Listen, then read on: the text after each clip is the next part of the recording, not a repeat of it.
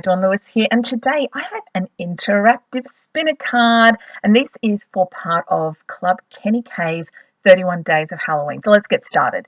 I am using a stitched rectangle and a stitched circle die, and I'm just using a little washi tape to stick them together so that I can cut it all as one piece. Now, I did eyeball this to make the circle go in the center because it has to be the same front and back. But if you're unsure, I would recommend making a little measurement to make sure that the circle is exactly in the center.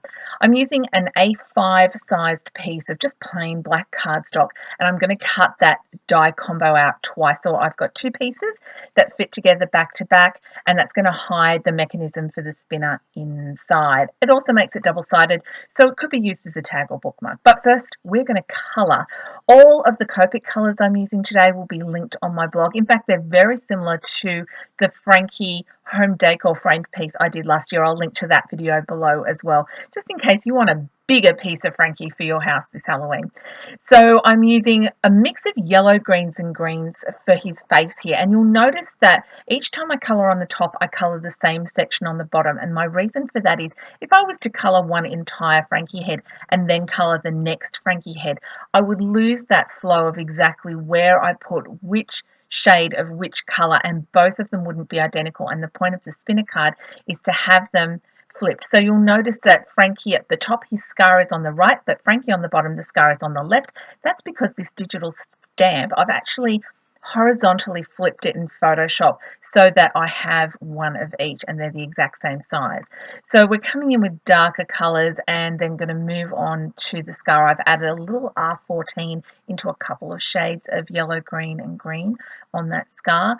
And last but not least, cool greys on the bolts are also being used on his hair up there, and just some blues for his eyes and some E50s for the teeth.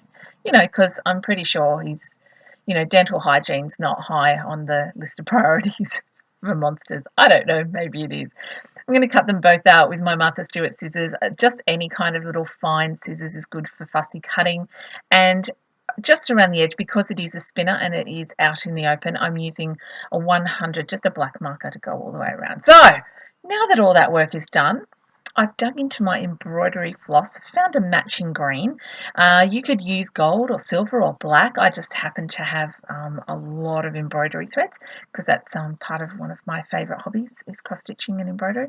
And I've put a little double-sided tape down the middle. It's going to hold it, and some liquid glue around the edge, and just going to put those together. And because I've flipped them horizontally, they match up perfectly.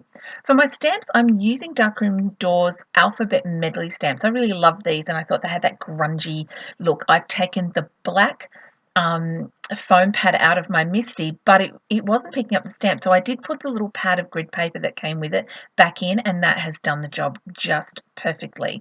So I've picked up my B and I just straightened it according to the grid on the lid. That's why I love that grid. And I'm stamping up B-O-O, and I flipped the O when I stamped it the second time, and I've done that in Distress Embossing ink. And I did mean to do white embossing powder on this to make the booze stand out, so I sprinkled over my embossing powder, and then I started to heat it and went, oh, it's clear, but that's okay because it's just nice and subtle and it's cool. Lots and lots of double-sided tape, and we're going to center Frankie in the circle and just adhere the embroidery floss top and bottom so it runs right down the center of the frame.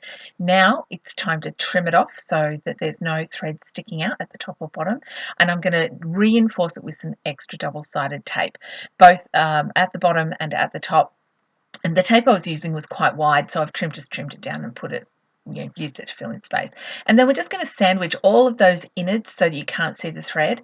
And look at that, boom, we are done. All you have to do is spin it. Now you might notice the more I spin this, there's a curve around the circle, so you don't have to do it a lot to wind it up and spin. And look at that, we've got this really cool spinning floating head we got to see that action again. You don't have to spin it too many times. Just spin it, pop it in your envelope or in your book or whatever, and then when the person takes it out, it spins around. It's so cool.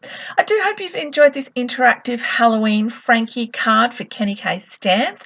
All the details are linked below. Thank you so much for watching, and to you also if you subscribe to my channel. I really appreciate it. I hope you have a super crafty day, and I will see you next time. Happy Halloween, folks.